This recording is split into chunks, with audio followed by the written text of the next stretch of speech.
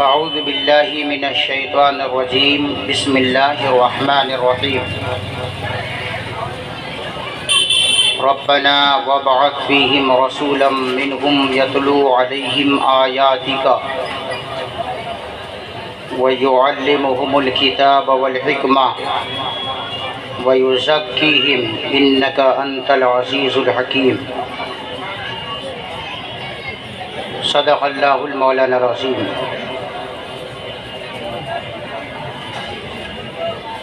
قال رسول اللہ صلی اللہ علیہ وآلہ وسلم من صلی علی واحدۃ صلی اللہ علیہ عشرہ او کما قال نبی صلی اللہ تعالی علیہ وسلم لی خمسۃ اطفی بها حر الوباء الحاتمہ المصطفیٰ والمرتضیٰ وابناہما والفاطمہ۔ عرش حق ہے مسند رفعت رسول اللہ کی، دیکھنی ہے حشر میں عزت رسول اللہ کی، دیکھنی ہے حشر میں عزت رسول اللہ کی، اور وہ جہنم میں گیا جو ان سے مستغنی ہوا،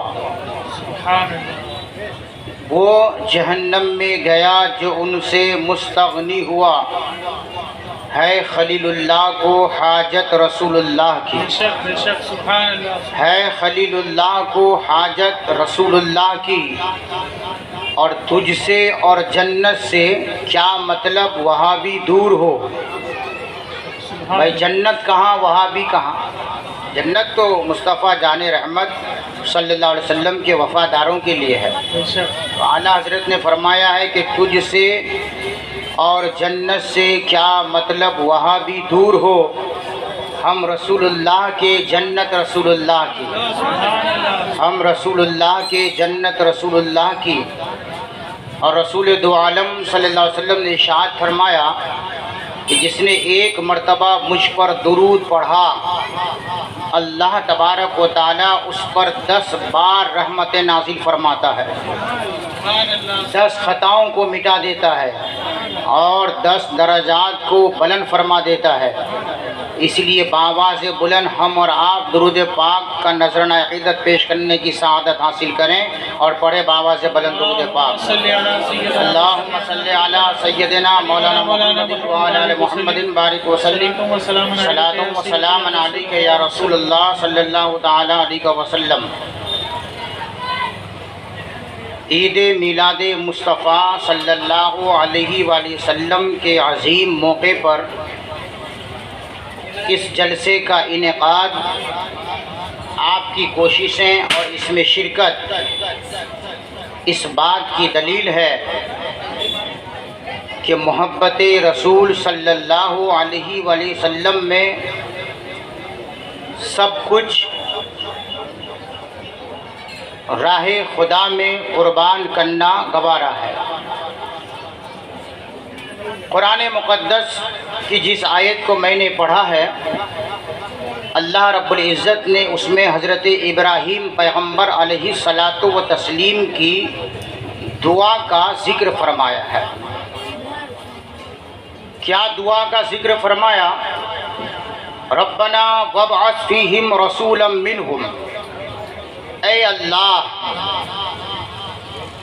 وابعث فیہم رسولا منہم، ایسے نبی آخر الزمان، آخری رسول جناب محمد مصطفیٰ صلی اللہ علیہ وسلم کو میری ذریت میں پیدا فرما، مبعوث فرما، جو قرآن کی آیتیں، تیری آیتوں کی تلاوت کرے، حکمت کی باتیں بتائیں اور خوب پاک اور صاف کریں، بے شک تو بہت ہی غالب حکمت والا ہے۔ سیدھا اور سادہ ترجمہ میں نے آپ کے سامنے پیش کیا۔ دور حاضر میں آپ دیکھیں گے کہ یہ جو یادیں مناتے ہیں، یہ بھی یاد ہے، یہ جو عید میلاد النبی ہے اور عید میلاد النبی کے صدقے میں ہم اور آپ آج یہاں جو بیٹھے ہیں تو سیلیبریٹ کرنا، سیلیبریشن، یاد کرنا کسی چیز کو، بہت لوگ اس مغالطے میں ہیں، بعض لوگ جنہیں شریعت کا علم نہیں، قرآن کا علم نہیں، حدیث کا علم نہیں، وہ کہتے ہیں کہ عید منانا صرف دو ہی ہے۔ آج کا جو میرا موضوع ہے آپ یہ ذہن میں رکھیں کہ یادیں منانا شریعت میں ہے یا نہیں ہے۔ اگر نہیں ہے تو نہیں کرنا چاہیے، اور اگر ہے تو اس کو کرنا چاہیے، اور جو اس کے خلاف ہے اس کے منہ پر زوردار تماچا مار کر، یاد مصطفیٰ منا کر اسے یہ بتانا چاہیے کہ شریعت مصطفیٰ نے اس کی اجازت دی ہے۔ آپ کو میں بتاتا چلوں کہ کسی چیز کو منانا یہ منع نہیں ہے بلکہ عین اسلام ہے، عین مذہب اسلام ہے۔ آپ سوچیں گے کہ بھائی یادوں کا اسلام سے کیا تعلق ہے، یادوں سے منسلک چیزیں کا اسلام سے کیا تعلق ہے؟ تو آپ کو سمجھانے کے لیے بتا دوں، خصائص الکبریٰ میں علامہ جلال الدین سیوطی رحمۃ اللہ تعالی علیہ نے اور شرح معانی الآثار میں صاحب شرح معانی الآثار نے اس بات کا ذکر فرمایا، یہ جو ہم اور آپ نماز پڑھتے ہیں، 5 وقت نماز جو ادا کرتے ہیں، یہ نماز بھی کسی نہ کسی کی یاد سے جڑی ہوئی ہے۔ بولو بھائی سبحان اللہ۔ آپ وہ کیسی یاد ہے؟ فجر کی نماز ہے، ہم تو فرض سمجھ کے پڑھ رہے ہیں، مگر جب اس کی گہرائی اور گہرائی میں پہنچتے ہیں تو پتہ چلتا ہے کہ فجر کی نماز کسی کو سیلیبریٹ کرنا ہے، کسی کو یاد کرنا ہے۔ وہ کیا ہے کہ جب اللہ تبارک و تعالیٰ نے تمام انسانوں کے باپ حضرت آدم علیہ الصلاۃ والتسلیم کی توبہ کو قبول فرمایا، فجر کا وقت تھا، تو حضرت آدم علیہ السلام نے بطور شکرانہ 2 رکعت نماز نفل کی نیت باندھی۔ اس وقت نماز پنجگانہ چونکہ پہلے کے امتوں پر فرض نہیں تھی، اور یہ نبی ہے حضرت آدم علیہ السلام، بطور شکرانہ حضرت آدم علیہ السلام نے 2 رکعت نماز نفل ادا کی اور رب کی بارگاہ میں شکر ادا کیا۔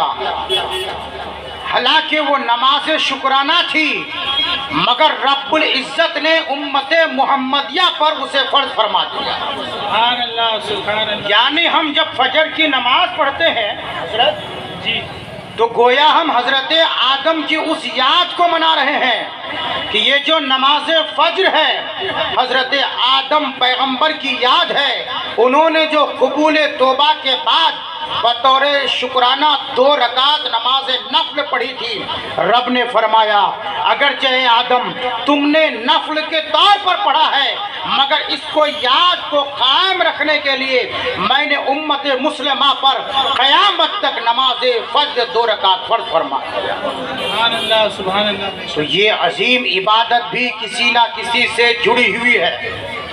نماز ظہر کو لے لیجئے، یہ نماز ظہر کیا ہے؟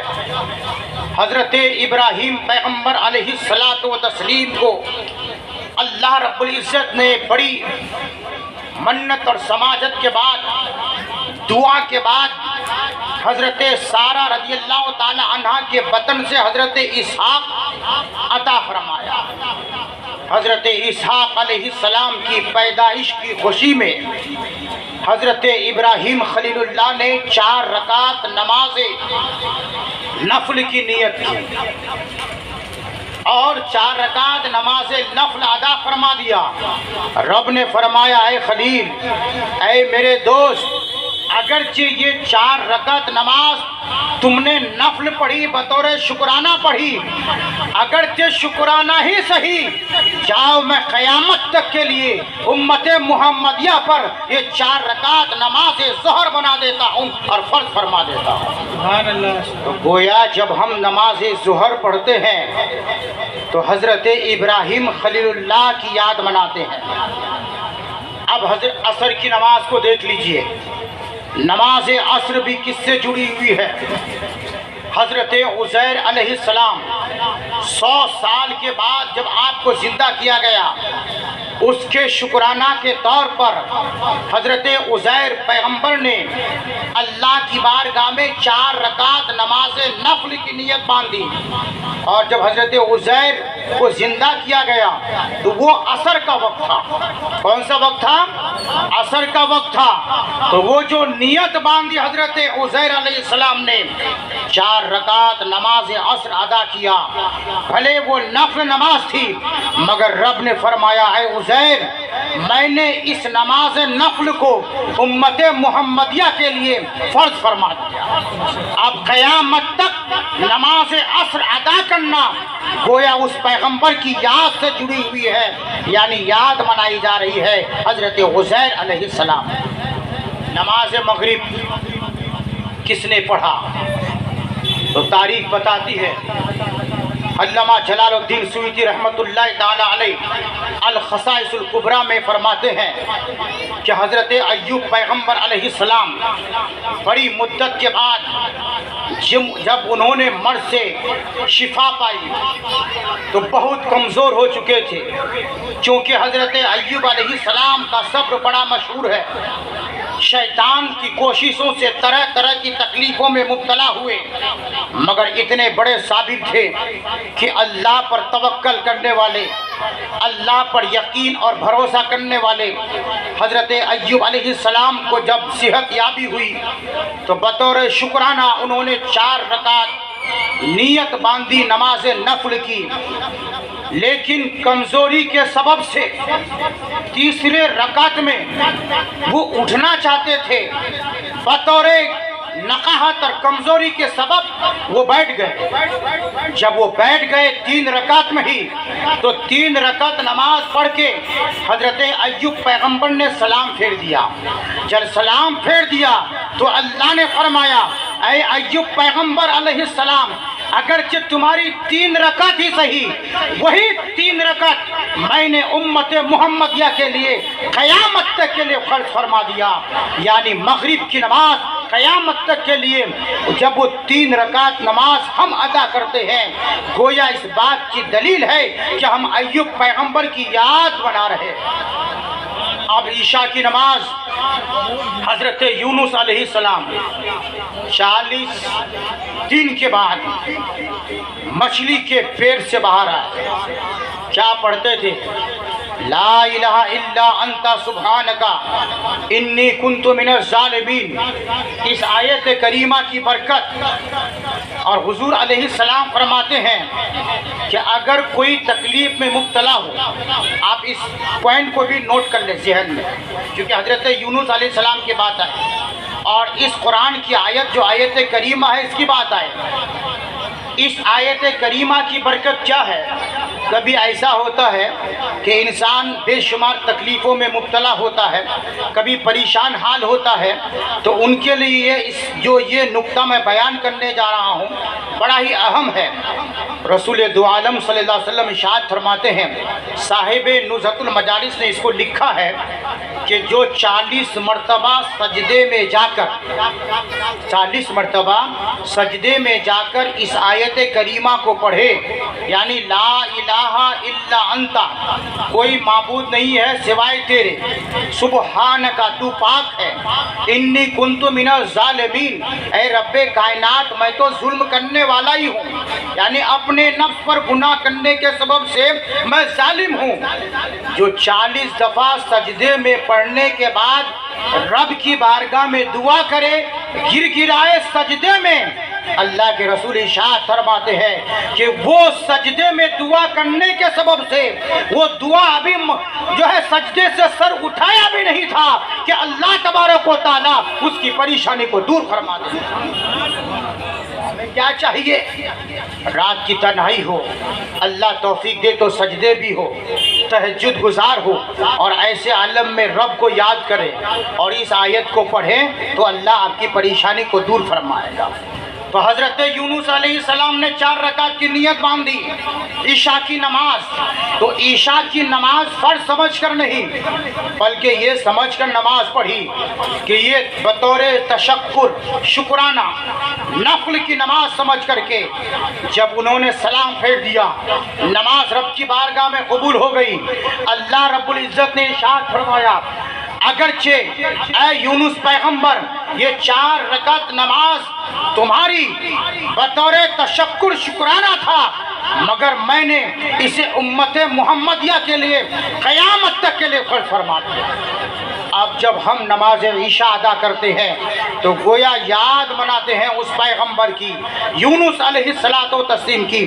ذرا آپ اندازہ لگائیں کہ وہ نماز جو افضل العبادات ہے یعنی ہر عبادت سے افضل نماز ہے، اللہ رب العزت نے اس نماز کو بھی کسی نہ کسی پیغمبر سے جوڑے رکھا ہے، الگ نہیں رکھا ہے۔ پتہ یہ چلا کہ یاد منانا، سیلیبریٹ کرنا، کسی کی یاد منانا یہ ناجائز نہیں ہے بلکہ عین اسلام ہے۔ آپ دیکھیے مکہ المکرمہ ہے، لاکھوں روپے خرچ کر کے آپ حج کرنے جاتے ہیں یا اللہ توفیق دے عمرہ کرنے جاتے ہیں، کیا ارکان ہے؟ حج کرنے آپ پہنچے، عرفات کا میدان ہے، بہت بڑا ایک رکن ہے وقوف عرفات، عرفات کے میدان میں ٹھہرنا۔ بھائی کیا ہے؟ اگر آپ گونگے بھی ہیں، بہرے بھی ہیں، جاہل بھی ہیں، کچھ پڑھنا لکھنا کچھ نہیں آتا ہے، حج کا رکن بڑا رکن ہے، صرف عرفات میں ٹھہر جاؤ۔ جو ذی الحجہ کے 9 تاریخ کو وہاں پہنچنا ہے، مغرب سے پہلے آپ اس عرفات کے میدان میں صرف ٹھہرنا ہے۔ وہ وقوف عرفات کا ٹھہرنے کا عالم یہ ہوا کہ آپ کو کچھ پڑھنا نہیں آتا ہے کوئی بات نہیں، بولنا نہیں آتا ہے کوئی بات نہیں، دعا کرنے نہیں آتا ہے کوئی بات نہیں، صرف ٹھہر جاؤ۔ حج کا وہ رکن ادا ہو گیا، اب حاجی ہو گئے۔ اس پر غور کیجئے، یہ کون سا رکن ہے؟ نہ قرآن کی تلاوت کرنا ہے، نہ دعا پڑھنا ہے، نہ نماز پڑھنی ہے، صرف ٹھہرنا ہے۔ تو غور کرنے سے پتہ یہ چلا کہ یہ جو عرفات کا میدان ہے، حضرت آدم پیغمبر علیہ السلام کی دعا قبول ہونے کے بعد جب حضرت آدم علیہ السلام کو سراندی پہاڑ پر اتارا گیا اور حضرت حوا کو، تمام انسانوں کی ماں، ہماری ماں حضرت حوا کو جدہ میں اتارا گیا، 600 سال کے بعد، ایک روایت کے مطابق 300 سال کے بعد جب دونوں کی ملاقات جس میدان میں ہوتی ہے، جس پہاڑ کے اوپر ہوتا ہے، وہ عرفات کہلایا، یعنی دونوں کے پہچان کی جگہ، آدم اور حوا کی ملاقات کی جگہ کو عرفات کہتے ہیں۔ وہ تو زمانہ گزر گیا، صدیاں گزر گئی، مگر اللہ رب العزت نے حضرت آدم کی اس یاد کو قائم رکھا اور حکم فرمایا، اے حاجیو، اس وقت تک تمہارا حج میری بارگاہ میں قبول نہیں ہو سکتا ہے جب تک کہ اس جگہ پر کھڑے نہ ہو جاؤ جہاں پر میرے پیغمبر حضرت آدم اور حضرت حوا کی ملاقات ہوئی۔ نعرہ تکبیر، نعرہ رسالت، علماء اہل سنت، گلشن نعیمیہ کمیٹی، نعرہ تکبیر، نعرہ رسالت۔ پتہ کیا چلا؟ عرفات میں وقوف عرفہ یہ یادگار ہے حضرت آدم پیغمبر کی ملاقات کا۔ اب آگے چلو، آپ وادی مینا میں پہنچے، مزدلفہ ہوتے ہوئے آپ نے قربانی کیا، وہاں سے رمی جمار فرمایا۔ ذرا سوچئے، جب آپ جائیں گے، جیسے اللہ نے مجھے توفیق دیا، جب میں شب معراج کے موقع پر وہاں پہنچا درود شریف کی برکت سے حضرت، تو ایک بات وہاں پر سمجھ میں یہ آئی کہ خدا کی قسم دنیا میں اگر مسلمان نے مدینے کو نہیں دیکھا تو اس نے کچھ نہیں دیکھا، اس لیے کہ اللہ نے شہر مدینہ جیسا کوئی دوسرا شہر بنایا نہیں اور شہر مکہ جیسا عظمت والا کوئی شہر بنایا نہیں۔ یہ میں نہیں کہتا ہوں، جب اللہ آپ کو توفیق دے میں رب سے دعا کرتا ہوں کہ اللہ آپ کو بھی توفیق دے کہ زندگی میں ایک بار آپ وہاں پہنچے۔ رمی جمار کر رہے حاجی، کس کو مار رہے ہیں بھائی؟ شیطان کو۔ وہاں شیطان ہے، ایک پتھر کی شکل میں بنا دیا گیا، ہاں، لیکن حاجی کیا کرتے ہیں؟ کنکریاں اٹھاتے ہیں، رکن ہے بھائی، ماننا ہے۔ ذرا بتائیے کیا بات ہے؟ کہ نہیں، مارنا اس لیے ہے کہ برسوں پہلے حضرت ابراہیم علیہ الصلاۃ والتسلیم نے شیطان کو مارا تھا، اسی جگہ پر شیطان کو مارا تھا جب بہکانے کے لیے آیا تھا کہ ایک خواب کو آپ سچا کر دکھانے آئے ہیں اے ابراہیم پیغمبر۔ حضرت ابراہیم علیہ السلام نے کہا کہ مردود، کیا تجھے پتا نہیں کہ نبی کا جو خواب ہوتا ہے وہ وحی الہی ہوتا ہے، اللہ کے طرف سے پیغام ہوتا ہے، اور تو یہ کہنے والا ضرور شیطان ہے۔ تو وہ جو شیطان کو حضرت ابراہیم نے مارا تھا، شیطان تو چلا گیا مگر اس نشان کو آج جو ہے آج تک باقی ہے اور قیامت تک باقی رہے گا۔ کیا مطلب؟ وہ کنکری مارنا اس بات کی یاد دلانا ہے، سیلیبریٹ کرنا ہے حضرت ابراہیم پیغمبر کی اس سنت کو جو آپ نے شیطان کو مارا تھا۔ اب یہ حج کا رکن بن گیا۔ آپ چلے کعبۃ اللہ میں، کعبۃ اللہ پہنچے، ایک لباس ہے، سب کا لباس سفید ہے، دو چادریں ہیں۔ ذرا بتائیے، آپ اپنے گھر میں ہیں، اپنے شہر میں ہیں، اپنے ملک میں ہیں، اپنی مرضی کے مطابق جیسا آپ چاہتے ہیں کپڑے پہنتے ہیں، جیسا آپ چاہتے ہیں اچھے سے اچھے قیمتی کپڑے پہنتے ہیں، مگر خدا فرماتا ہے جب میری بارگاہ میں پہنچو، جب اے حاجیو جب مکہ پہنچو تو خبردار اب تمہارا لباس تمہارے پسند کا نہیں ہوگا، تمہارا لباس تمہارے دولت کے مطابق نہیں ہوگا، تمہارا لباس تمہاری ثروت کے مطابق نہیں ہوگا، تمہارا لباس تمہاری چاہ و عزت کے مطابق نہیں ہوگا۔ تم بادشاہ ہو اپنے ملک ہو، تم حاکم ہو اپنے ملک میں ہو، تم جو بھی ہو اپنے ملک میں ہو، مگر جب میرے گھر میں پہنچ گئے کعبۃ اللہ میں، اب میرا حکم یہ ہے کہ وہ جو دو چادریں ہیں اب اس کو تمہیں پہننا ہے، حالت احرام میں آنا ہے۔ عرض کیا اے رب قدیر، اے رب کائنات، تو نے ہمیں دولت دیا، ہمیں اختیار دیا، الگ الگ کپڑے پہن سکتے ہیں، مگر اے رب کائنات جب کعبے میں پہنچا تو تیرا یہ حکم بدل گیا کہ دو ہی چادر پہننا ہے، تو اس کی وجہ کیا ہے؟ تو رب کا حکم جاری ہوا، اس لیے کہ یہ جو دو چادر ہے، اس لیے حکم ہے کہ میرے ابراہیم پیغمبر نے جب کعبۃ اللہ کی تعمیر فرمائی تھی، کعبے کا طواف کیا تھا، تو ان کے بدن میں یہ دو چادریں تھی، اور میں رب ہو کر حکم دیتا ہوں میرے ابراہیم کی یاد کو تازہ کرنے کے لیے اب تمہارے بدن میں صرف دو ہی چادریں ہوں۔ نعرہ تکبیر، نعرہ رسالت، علماء اہل سنت، گلشن نعیمیہ کمیٹی، نعرہ تکبیر، نعرہ رسالت۔ پتہ یہ چلا کہ یہ جو رکن ہے، یہ جو کپڑوں کا بدلنا ہے، یہ جو دو چادریں ہیں کفن کی صورت میں، یہ اس بات کی یاد دلاتی ہے کہ ابراہیم پیغمبر کی یاد منائی جا رہی ہے۔ اب ذرا پہنچیے کعبۃ اللہ میں، آپ نے طواف کیا، طواف کعبہ کے بعد آپ نے دیکھا کہ ملک یہ شامی کے طرف، یعنی جہاں پر کعبۃ اللہ کے دیوار سے ایک پتھر لگا ہوا ہے جسے حجر اسود کہتے ہیں۔ کیا کہتے ہیں؟ حجر اسود۔ اس کے قریب سے ہی مقام ابراہیم ہے، وہاں پر پتھر ہے۔ وہ پتھر کیا ہے؟ حضرت ابراہیم علیہ السلام کے قدموں کے نشانات ہیں۔ کیا ہے؟ حضرت ابراہیم پیغمبر علیہ السلام کے قدموں کے نشانات ہیں۔ ذرا سوچئے، مذہب اسلام جو آیا پتھروں سے جان چھڑانے کے لیے آیا یا پتھروں کو گلے لگانے کے لیے آیا؟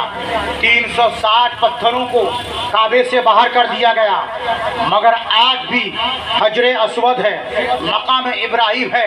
حجر اسود کیا ہے؟ ایک پتھر ہی تو ہے۔ حضرت آدم علیہ السلام جب جنت سے آئے تھے تو وہ پتھر لے کر آئے تھے، اور وہ پتھر گناہوں کو چوس کر آج وہ حجر اسود ہو گیا ہے، ورنہ دودھ سے بھی زیادہ سفید وہ پتھر تھا۔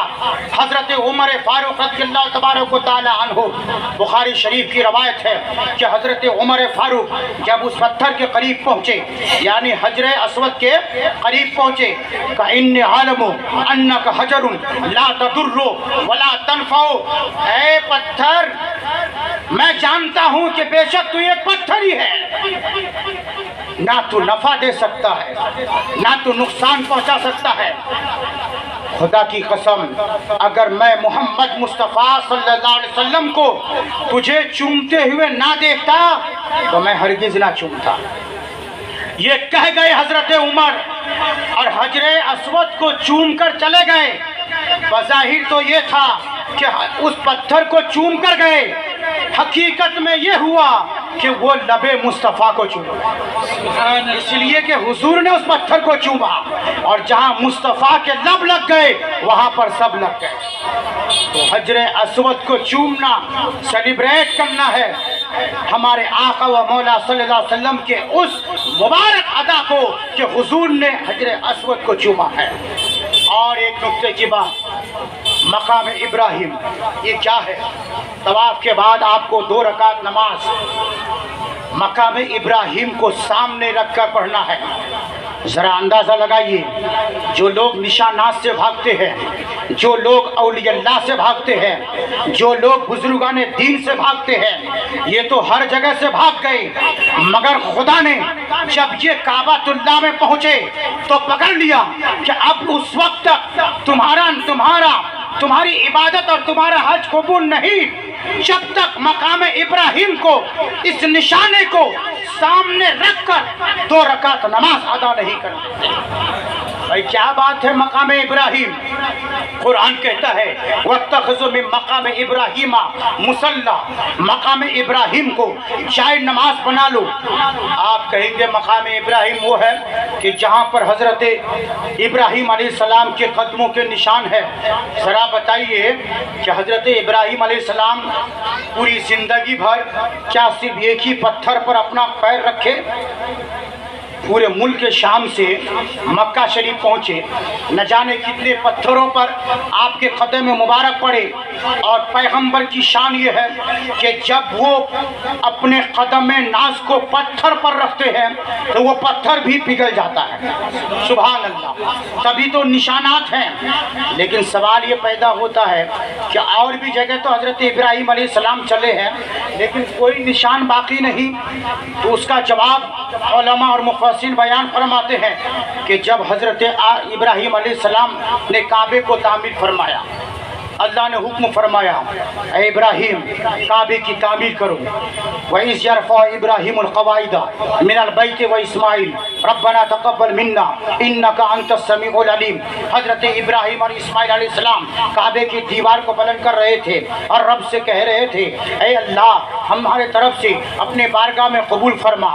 جب کعبے کی تعمیر سے فارغ ہوئے تو اللہ نے حکم فرمایا اے ابراہیم اب تم اس تعمیر کی اجرت مانگو، جو تم نے کعبے کی بنا ڈالی ہے مانگو، تم کیا مانگنا چاہتے ہو؟ تو حضرت ابراہیم پیغمبر علیہ السلام نے کیا مانگا؟ اب اس کو ذہن میں رکھنے کی ضرورت ہے۔ اسی پتھر پر کھڑے ہو کر جو مقام ابراہیم ہے، کھڑے ہو کر کیا دعا مانگا؟ ربنا وابعث فیہم رسولا منہم یتلو علیہم آیاتک ویعلمہم الکتاب والحکمت ویزکیہم انک انت العزیز الحکیم۔ اللہ کے نبی حضرت ابراہیم خلیل اللہ نے رب کی بارگاہ میں دعا کیا اے پروردگار عالم، جو تیرا وعدہ ہے کہ نبی آخر الزمان جن کے صدقے میں تو نے ساری کائنات کو پیدا فرمایا، جن کے صدقے میں تو نے مجھے خلیل بنایا، اے رب کائنات یہ میری اجرت یہ ہے کہ جب تو اپنے محبوب کو بھیجے، جب تو دونوں جہان کے سردار کو بھیجے، جب تو محمد मुस्तफ़ा को भेजे, जब तू बेकसों के कस को भेजे, जब तू बेसहारों के सहारा को भेजे, जब तू बेयारों के यार को भेजे, जब तू गुनहगार को बख्शने वाले नबी को भेजे, तो ऐ रब्बे कायनात अल्लाहुम्मा जअलनी जद्दा मुहम्मदिन नबी आखिर समा हाजिहिल उजरा बिनाइल काबा। ऐ रब्बे कायनात, मेरी तेरी बारगाह में ये दुआ है, उस अजीम हस्ती को मोहम्मद मुस्तफ़ा सल्लल्लाहु अलैहि वसल्लम को, नबी आखिर समा को मेरी ज़ुर्रियत में भेजना और मुझे मोहम्मद मुस्तफ़ा का दादा बना दे। या दुआ फरमाया मुझे दादा बना दे, ताकि मैदान महशर में कोई और नाम से पुकारा जाए। मैं इब्राहिम खलीलुल्लाह जब तेरी बारगाह में पुकारा जाऊं मैदान महशर में, तो मैं मोहम्मद मुस्तफ़ा का दादा कहकर पुकारा।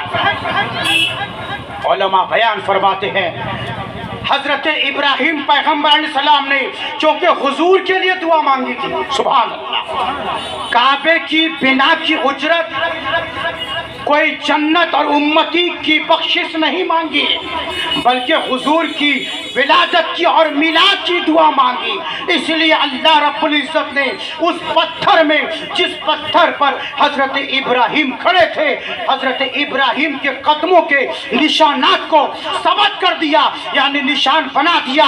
अब क़यामत तक जो मकाम इब्राहिम है वो इस बात को सेलिब्रेट करता है, इस बात की याद मनाता है, कोई मनाए ना मनाए मगर मकाम इब्राहिम मिलाद मुस्तफ़ा मना रहा है।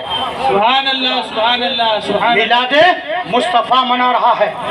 तो दोस्तों, पता ये चला कि ईद, ये जो यादें हैं, ये जो हम यादें मनाते हैं, कभी गौसे आज़म की याद मनाते हैं, कभी गरीब नवाज की याद मनाते हैं, कभी मखदूम सिमना की मनाते हैं, कभी आला हजरत की मनाते हैं, कभी ताजुल शरिया के मनाते हैं, कभी सैयद नईमुद्दीन फजल सदुल अफाजिल नईमुद्दीन मुरादाबादी रज़ी अल्लाह ताला अन्हु की मनाते हैं। तो इस बात की दलील है, ऐ लोगों, हमारी जो यादें हैं, हम जो यादें मनाते हैं, औलिया की याद हो, अंबिया की याद हो, सोलहा की याद हो, शुहदा की याद हो, ताबईन की यादें हो, तबे ताबईन की यादें हो, ये इस बात की दलील है, वो इस्लाम के खिलाफ नहीं है, बल्कि ये इस्लाम से जुड़ा। सुभान अल्लाह। नारे तकबीर, नारे रिसालत, उलमाए अहले सुन्नत, गुलशन नईमिया कमेटी, नारे तकबीर, नारे रिसालत।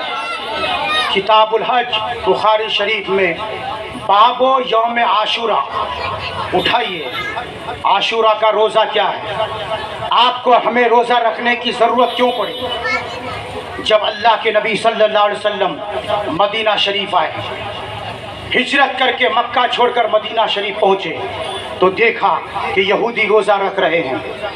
पूछा गया, ऐ यहूदियों, तुम आज के दिन रोज़ा क्यों रखते हो। तो जवाब दिया कि आज का जो दिन है, हाज़ा यौमुन सालेह, आज का दिन बड़ा नेक है। ये जो 10 मुहर्रम का दिन है, हमारे नज़दीक बहुत बड़ा नेक दिन है। किस एतबार से। यहूदियों ने कहा कि अल्लाह रब्बुल इज़्ज़त ने आज के दिन हज़रत मूसा कलीमुल्लाह अलैहिस्सलातो तस्लीम और उनके मानने वालों को फ़िरऔन के जुल्म सितम से नजात दिया था। आज हम इसी के शुक्राना के तौर पर रोज़ा रखते हैं। ज़रा बताओ, वो नबी जिनका ये पैगाम था कि ऐ लोगों, यहूदियों की मुखालिफत करो, वो जो काम करे वो तुम ना करो। मगर जब दिन मनाने की बात आई, यौम मूसा मनाने की बात आई कि हजरत मूसा पैगंबर की वो दिन याद मनाते हैं और उस याद के लिए उन्होंने रोज़ा रखा है, तो अल्लाह के रसूल ने इरशाद फरमाया, मूसा पैगंबर का दिन मनाना यानी यौम फतह मनाना, यौम आशूरा, उनसे ज़्यादा हम हकदार हैं। तो लिहाजा हम रोज़ा रखेंगे और जब आइंदा साल ऐसा मौका मिले तो एक रोज़े के बदले में 2 रोज़ा रखेंगे ताकि वो यहूदियों की मुखालिफत भी हो जाए।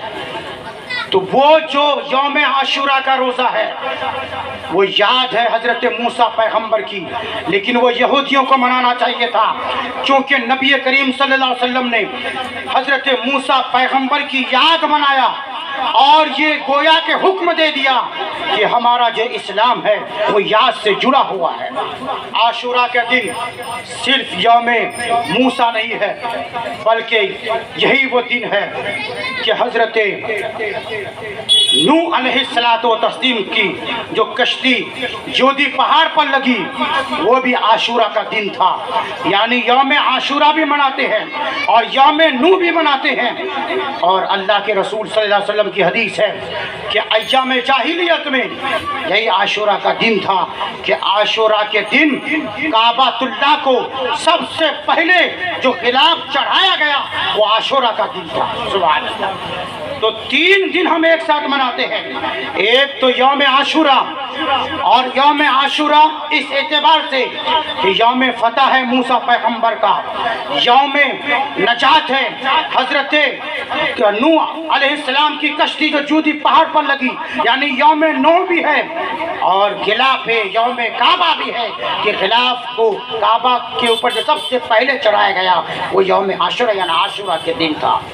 پتہ یہ چلا کہ یادیں کسی نہ کسی سے جڑی ہوئی ہے، اور اسی یاد کو منانے کا نام اسلام ہے، اسی یادوں کو منانے کا نام اسلام ہے۔ اب وہیں پر آپ دیکھیے، جب جب عید میلاد النبی صلی اللہ علیہ وسلم آئے گی،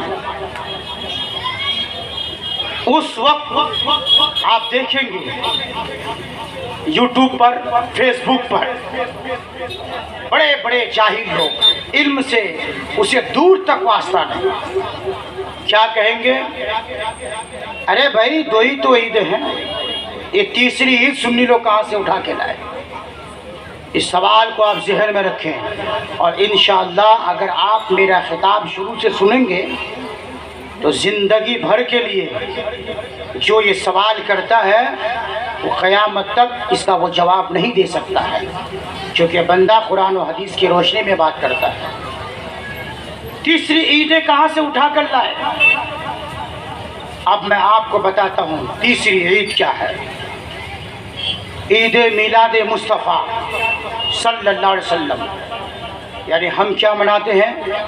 میلاد مصطفیٰ، عید جو بار بار لوٹ کر آئے اور اس سے مشتق ہے۔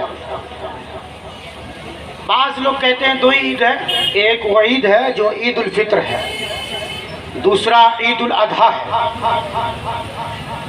رمضان کے مہینے میں روزہ رکھنے کے بعد جو نماز عید کی ادا کی جاتی ہے اسے عید الفطر کہتے ہیں، اور قربانی سے پہلے نماز ادا کرتے ہیں 2 رکعت، اسے کیا کہتے ہیں؟ عید الاضحیٰ کہتے ہیں۔ 2 ہی عیدیں ہیں، یہ تیسری عید کہاں سے آ گئی؟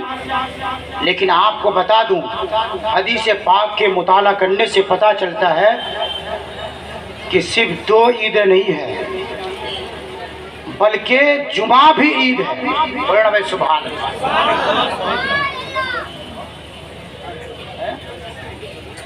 درشی پڑھ لیجیے، اللہم صلی علی سیدنا محمد بارک وسلم، صلاۃ و سلام علیک یا رسول اللہ صلی اللہ تعالیٰ علیہ وسلم۔ بمبئی کی دنیا ہے بھیا، ٹائم دیکھ کے بات کرنا پڑتا ہے، اس لیے یہ ذہن میں آپ رکھ لیجئے۔ تو میں عرض کر رہا تھا کہ تیسری عید کہاں سے آئی؟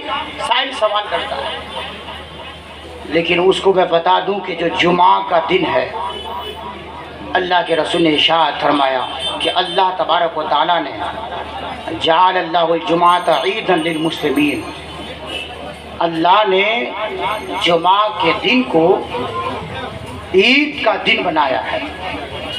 کس نے بنایا؟ اللہ نے بنایا۔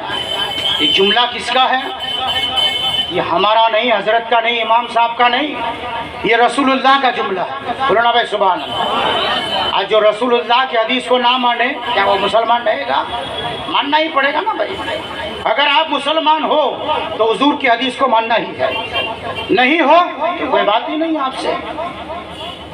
تو یہ اللہ کے رسول نے فرمایا جعل اللہ یوم الجمعہ، اور امام صاحب پر سید الایام، دینوں کا سردار اب سوال یہ ہوا کہ جمعہ کا دن عید کیوں بنا؟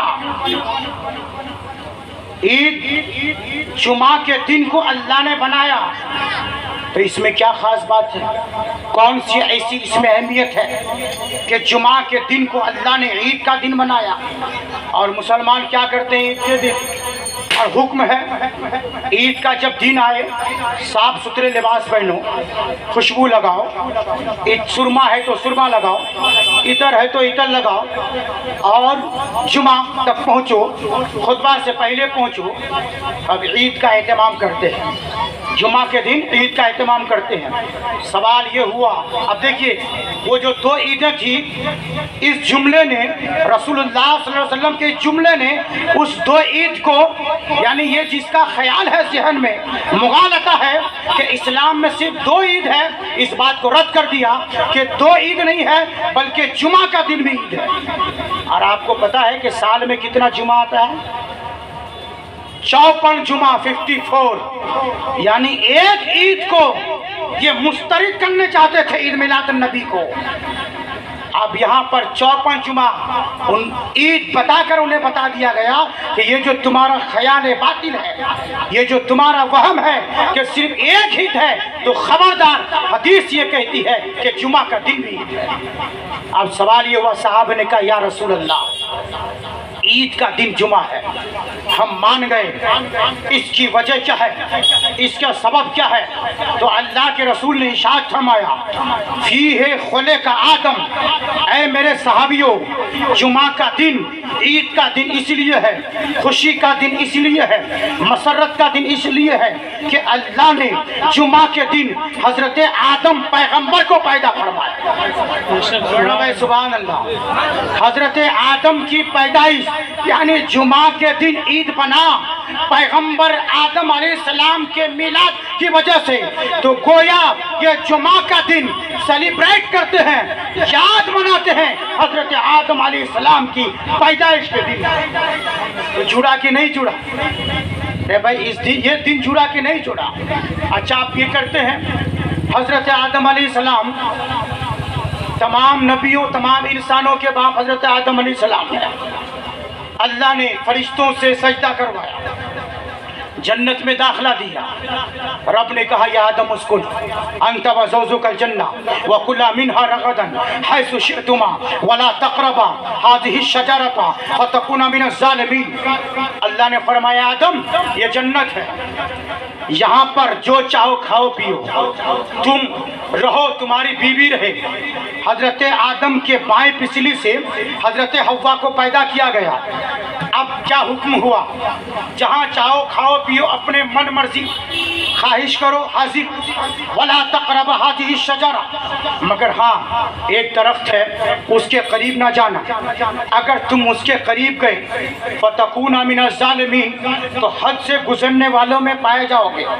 اچھا اللہ نے یہ نہیں فرمایا کہ اس درخت کے دانے کو مت کھانا، یا نکتے کی بات یہ ہے، علماء بیٹھے ہیں کہا قریب مت جانا، لیکن حضرت آدم علیہ السلام نے کیا فرمایا؟ قریب تو نہیں گئے، لیکن وہ جو دانا تھا، شیطان نے حضرت حوا کے ذہن میں اس بات کو ڈالا کہ اگر اس دانے کو نہیں کھاؤ گے تو تمہیں موت آ جائے گی۔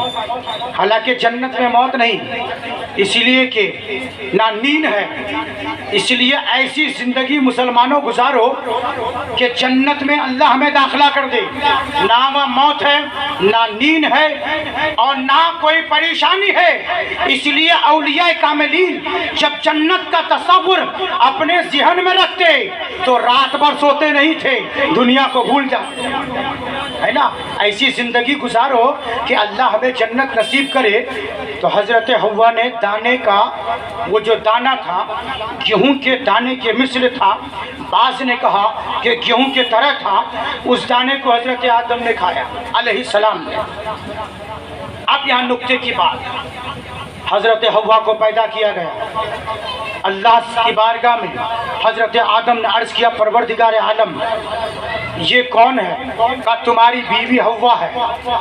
ان کا دل مائل ہوا ان کے طرف۔ اللہ نے حکم فرمایا رک جاؤ، اے آدم تمہاری یہ بیوی ہے لیکن یہ حلال اس وقت ہے جب تم مہر ادا کر لو، یعنی جب دو کا نکاح ہوتا ہے، بیچ میں دین مہر ہے، بیچ میں گواہ ہے، بیچ میں وکیل ہے، بغیر گواہ کے، بغیر ایجاب و قبول کے، بغیر مہر کے نکاح منعقد نہیں ہوتا ہے۔ جنت میں سب سے پہلے جو نکاح ہوا حضرت آدم پیغمبر کا، حضرت آدم نے رب کی بارگاہ میں عرض کیا اے رب کائنات اس کا مہر کیا ہے؟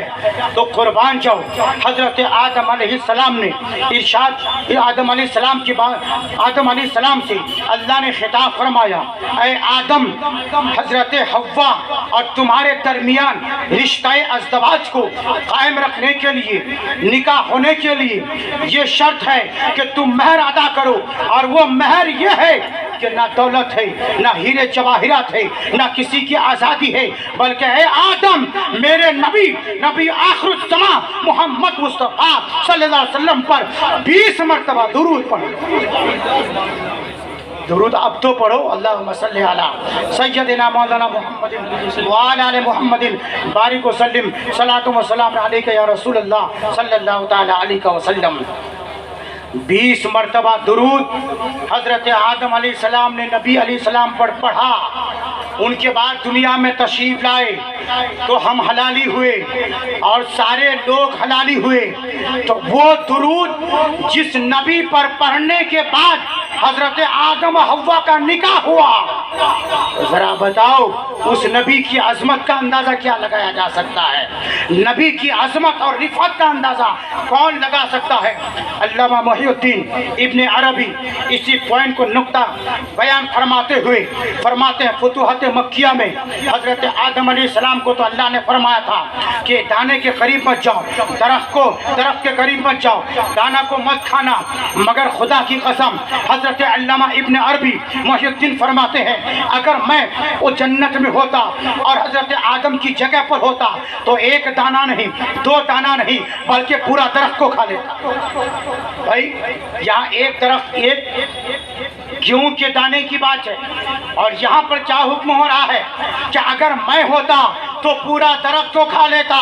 تو لوگوں نے کہا اے اللہ کے مقدس ولی، اے صوفیوں کے بادشاہ، اے رازے اور خدا بندی جاننے والے، اے خدا کے وحدانیت میں ڈوبے رہنے والا انسان، علامہ محی الدین ابن عربی آپ نے یہ جملہ کس طرح سے کہہ دیا کہ پورا درخت کھا لیتا؟ تو علامہ ابن عربی محی الدین فرماتے ہیں کیا تم جانتے نہیں ہو کہ اگر حضرت آدم علیہ السلام اس درخت کو نہیں، اس درخت کے پھل کو نہیں کھاتے تو حضرت آدم علیہ السلام دنیا میں تشریف نہ لاتے۔ جب دنیا میں تشریف نہ لاتے تو نبی آخر الزمان جناب محمد مصطفیٰ صلی اللہ علیہ وسلم دنیا میں نہ آتے، اور جب حضور دنیا میں نہ آتے تو ہم میلاد نبی، میلاد مصطفیٰ کیسے مناتے؟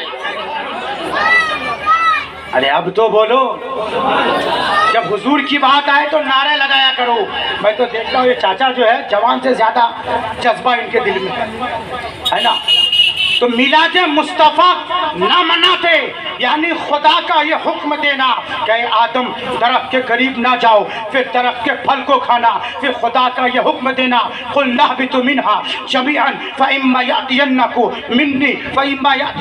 مِّنِّي هُدًى فَمَن تَبِعَ هُدَايَ فَلَا خَوْفٌ عَلَيْهِمْ وَلَا هُمْ يَحْزَنُونَ۔ تم زمین پر اتر جاؤ، اس بات کی دلیل ہے چونکہ خدا حکمت والا ہے، رب کائنات ہے، ان کا ہر فعل حکمت سے خالی نہیں ہے۔ رب کی مصلحت تھی آدم درخت کے قریب جائیں گے، آدم کو میں جنت سے نیچے اتاروں گا، میرے نبی کا وہ نور جب میں نے آدم کے پیشانی پہ رکھا تھا، پہلے اس پیشانی کو دیکھ کر کے جب روح کو حکم ہوا تھا کہ اے روح قالب آدم میں داخل ہو جا، تو اس روح نے انکار کر دیا تھا، مگر میں نے جب نبی دو عالم صلی اللہ علیہ وسلم کے نور کو آدم کی پیشانی پر رکھا تو اس نور نبی کو دیکھ کر کے روح نے حضرت آدم کے اندر درود داخل ہوئی اور اسی نور کے تعظیم کے لیے رب نے فرمایا تھا وَإِذْ قُلْنَا لِلْمَلَائِكَةِ اسْجُدُوا لِآدَمَ فَسَجَدُوا إِلَّا إِبْلِيسَ أَبَى وَاسْتَكْبَرَ وَكَانَ مِنَ الْكَافِرِينَ. ہم نے فرمایا کہ آدم کو سجدہ کرو، سب نے سجدہ کیا الا ابلیس، مگر ابلیس نے سجدہ نہیں کیا. ابا، اس نے انکار کر دیا. واستکبر، تکبر کیا، گھمنڈ کیا، غرور کیا. وکان من الکافرین، اور وہ ہمیشہ کے لیے کافر ہو گیا. لعنت کا داغ اس کے گلے پہ ڈال کر میں نے دنیا کے طرف پھینک دیا. تو وہ جو سجدہ تھا اصل میں یہ تھا، آدم کو سجدہ کرنا مقصود نہ تھا، بلکہ سجدہ اس نور نبی کا تھا جس نور نبی کے صدقے میں اللہ نے ساری کائنات کو پیدا کیا. نعرہ تکبیر، نعرہ رسالت، نعرہ تکبیر، نعرہ رسالت. جشن عید میلاد النبی، علماء اہل سنت، مسلک اعلی حضرت مولانا شکیل احمد صاحب قبلہ. تو اسی مقدس نور مبارک کا صدقہ کہ آج ہم اور آپ یہاں پر موجود ہے. وما توفیق الا باللہ، استغفر اللہ ربی من کل ذنب واتوب الیہ وما علینا الا البلاغ.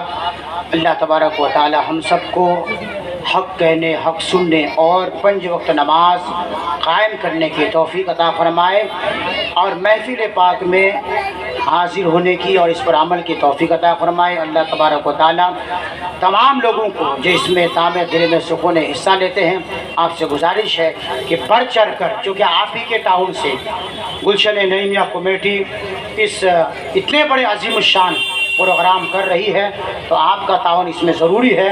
میں رب سے دعا کرتا ہوں اللہ تبارک و تعالی آپ کے تعاون کو قبول فرمائے.